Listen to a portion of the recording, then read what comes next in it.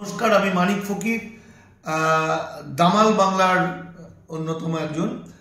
আজকের আমার নাগরিকত্ব নিয়ে বেশ কয়েকটি কথা। এই মুহূর্তে ভারতবর্ষের বিভিন্ন রাজ্য থেকে হিন্দু উদ্বাস্তুদেরকে গ্রেপ্তার করা হচ্ছে এবং তাদের নানা রকম শাস্তি দেওয়া হচ্ছে। এদেরকে এই যে এই আইনটা হচ্ছে পাসপোর্ট অ্যাক্ট, ফরেনার্স অ্যাক্ট।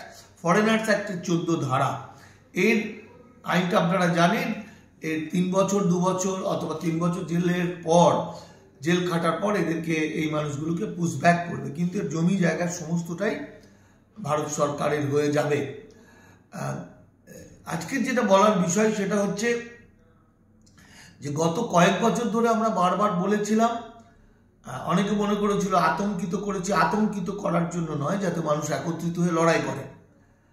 অখণ্ড ভারতের ভূমি সন্তানদের রক্ষা করার জন্য এপার বাংলার মানুষ, বিশেষত মুসলমানরা তো বটেই, সকলে আমরা উদ্গ্রীব হয়ে থাকি তাদের বাঁচানোর জন্য। কিন্তু ওপার বাংলা থেকেই আসা মানুষ, ইল্লিগাল পথে আসা কিছু মানুষ, যারা অবৈধ অনুপ্রবেশকারী, জ্ঞানতই আসুক বা অজ্ঞানতই আসুক, তারা এখন, তাদের মধ্যে যারা এখন পাওয়ার পেয়ে গেছেন, ক্ষমতা পেয়ে গেছেন, তারা কৌশল করে এই বাংলাদেশ থেকে আসা মানুষগুলোকে ধরে নেওয়ার চেষ্টা করছে এবং তারাই বিজেপির হয়ে কাজ করছে।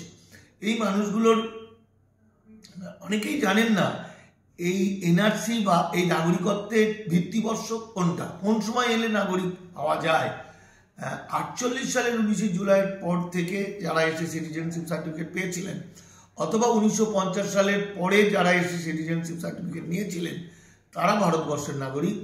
আর যারা নেননি, যারা বৈধ পথে এসেছিলেন, বৈধ পথে পাসপোর্ট ভিসা নিয়ে, তারা ভারতে রয়ে গেছেন রেসিডেন্সিয়াল পারমিট নিয়ে, তারা কিন্তু অনুপ্রবেশকারী নন, আবার নাগরিকও নন।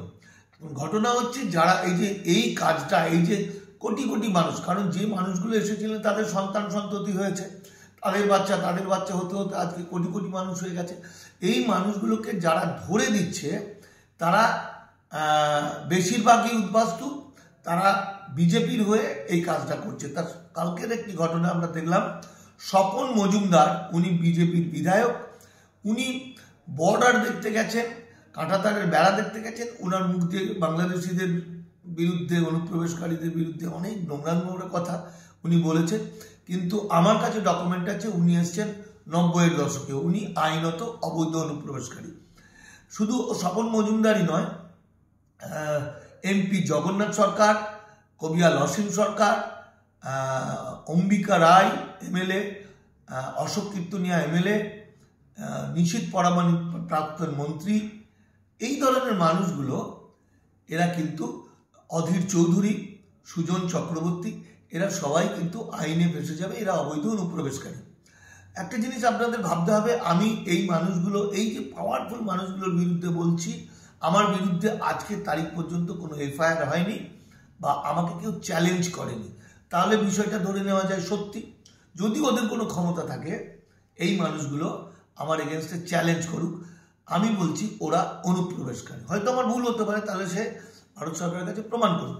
এবার সিএ 2019টা উদ্বাস্তু অনুপ্রবেশকারীদের ধরার একটা কৌশল আপনারা জেনে গেছেন, কারণ ভারতের আইনে তারাই নাগরিকত্বের আবেদন করতে পারে যারা শরণার্থী হয়েছে। সিএ 2019 আইনের এমন কিছু প্যাঁচ আছে যেখান থেকে একটা মানুষ শরণার্থী হতে পারে, কিছু মানুষ শরণার্থী হলে সে নাগরিকত্ব পেতে পারে।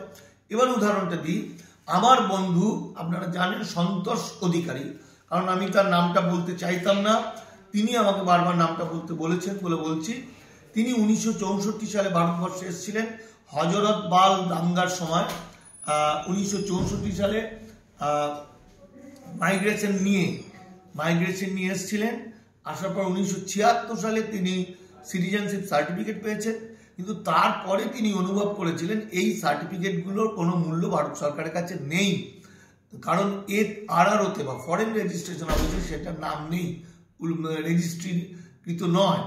ফলে তিনি 2003-04 সালের পর থেকে লাগাতার নাগরিকত্বের জন্য চেষ্টা করেছেন। তিনি আবেদন করেছেন, সেই সমস্ত এক বস্তা কাগজ হয়ে গেছে, আমার কাছে তার কিছু কিছু নমুনা আছে।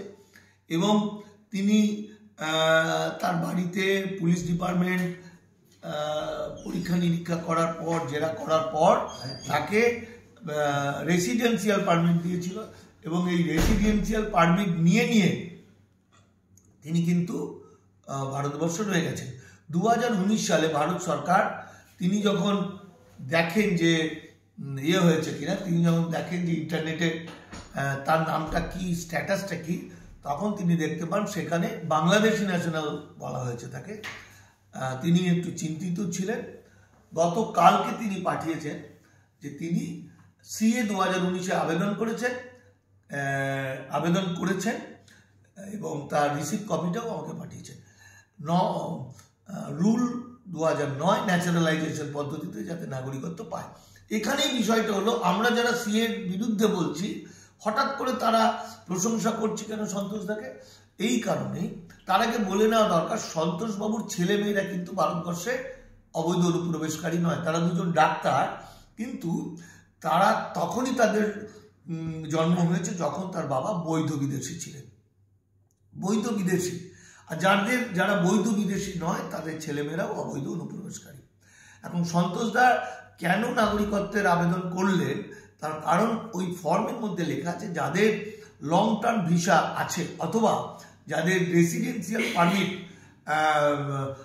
ল্যাপস হয়ে গেছে বা পাসপোর্ট ভিসা ল্যাপস হয়ে গেছে, তারা নাগরিকত্বের আবেদন করতে পারে।